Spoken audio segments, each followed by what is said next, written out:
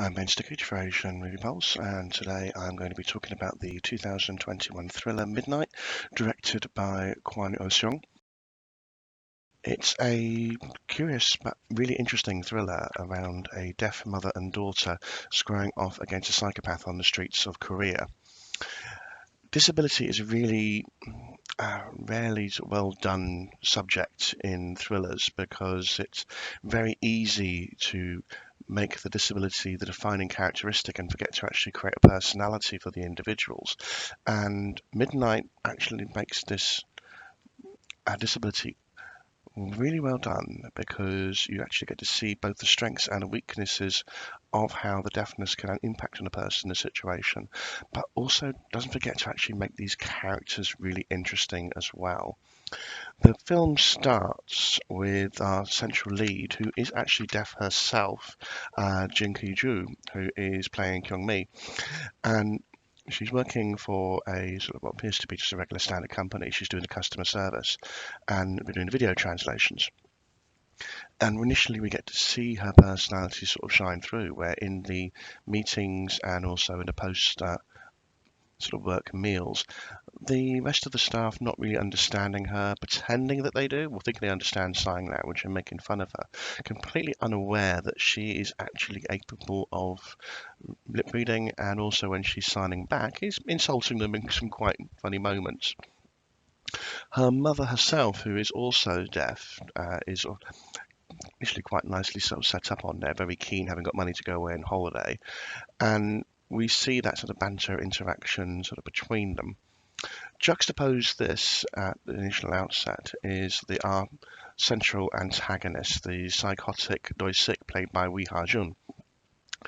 And the film opens with us seeing him after his latest victim has been slain, pretending to be a witness to the crime, and it's clearly sort of showing his sociopathic tendencies, and he wants to be involved in the follow-up. He's sort of getting off on what he is actually seeing.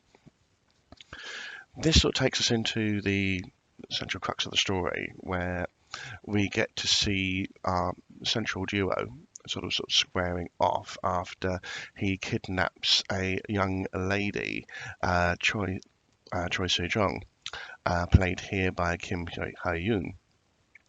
And as we watch the film, we see him have to sort of try and play games after realizing that his opponents have a hearing disability, and so we get a wonderful sequence in the police station where, whilst trying to report the crimes, he's actually pretending to be the actual brother looking for his lost sister.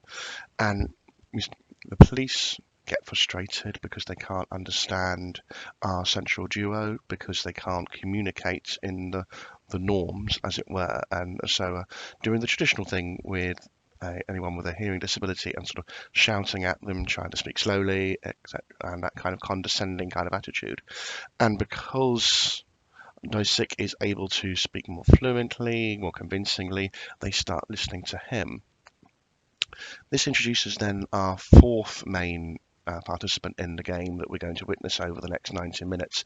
Though it has already been briefly introduced, and that is a Jong Tak, played here by Park Hoon. Now, he can hear, he can speak, and so theoretically, he could be sort of kind of set up in a normal thriller as the hero. But he has also a weakness in that he is a bit short-tempered, a bit quick to react to things, and this sequence actually builds up the suspense quite nicely and sets up where we're going to go for the last hour as we start to realise that this Doisik is a lot smarter than he may appear, but also has a few flaws in himself on that, being an overconfidence in his own ability. The police realise there is something wrong, but unfortunately for our sort of heroic leads, the situation escalates a little bit out of control, and Jong Tak beats up Doi Sik whilst the others are outside following an interaction with another person aimed into the police station. And when the police come back, they see what appears to be Jong Tak about to kill Doi Sik, and so assume obviously the worst in that situation, letting him go. Now realizing that there are witnesses to the crime on there, Doisik wants to sort of remove any traces of what is happening. But rather than do it in the usual, I'm just going to kill off these victims, stalks them, plays mental games with them, and it all leads to an absolutely fantastic climax that really plays on all the characteristics that we've seen it before. This is absolutely superb. It is a fast-paced, very little sort of filler involved in this. But the key element is the characterizations. For this film to work, it needs to have good characters. And in Kyung-mi, we have a spectacular performance by Jin Kaiju. What we get here, as I said earlier, is a actual character. We don't just get this person's deaf, that's it. We get a little bit of personality when she is sort of insulting the customer back over the video screen, or involving the fellow workmates by insulting them and and with sign language. But there is a great interaction with her and her mother.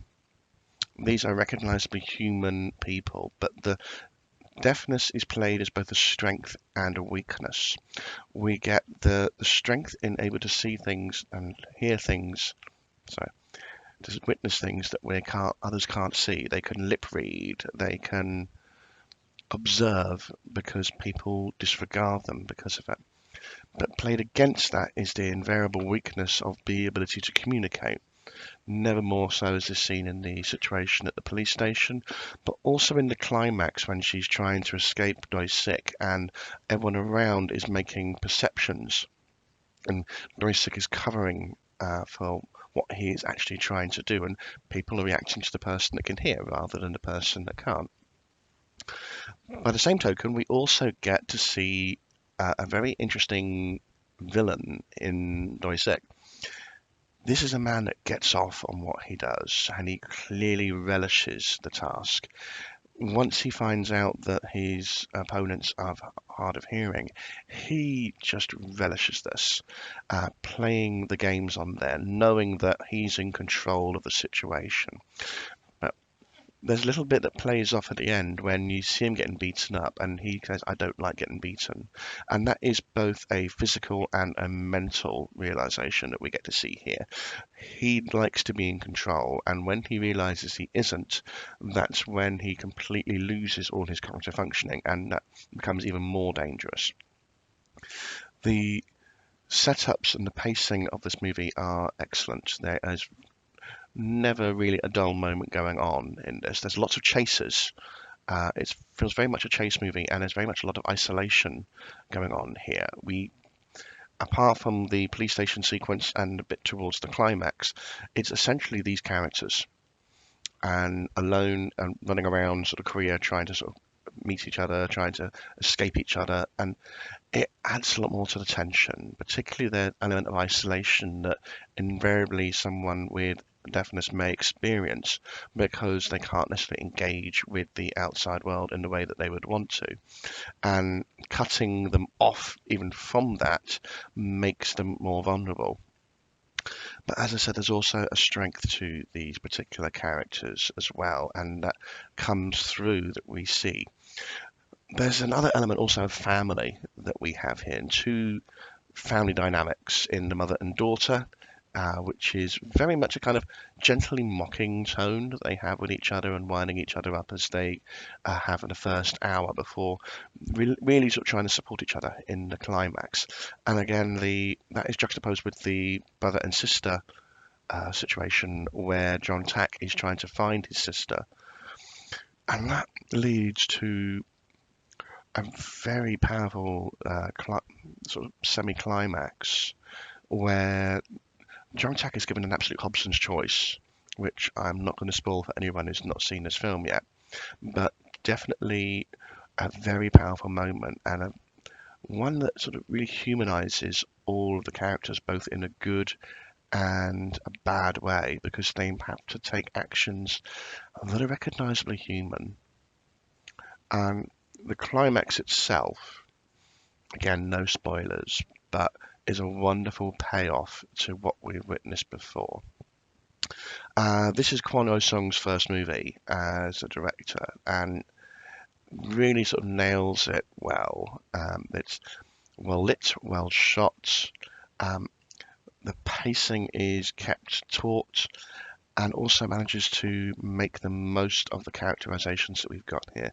In short, this is a fantastic debut feature on screen, and in Jin Kaiju, a superb performance and a recognition that even if someone is deaf, doesn't stop them from being a superb actress and is absolutely wonderful in the role. I simply cannot recommend this movie enough.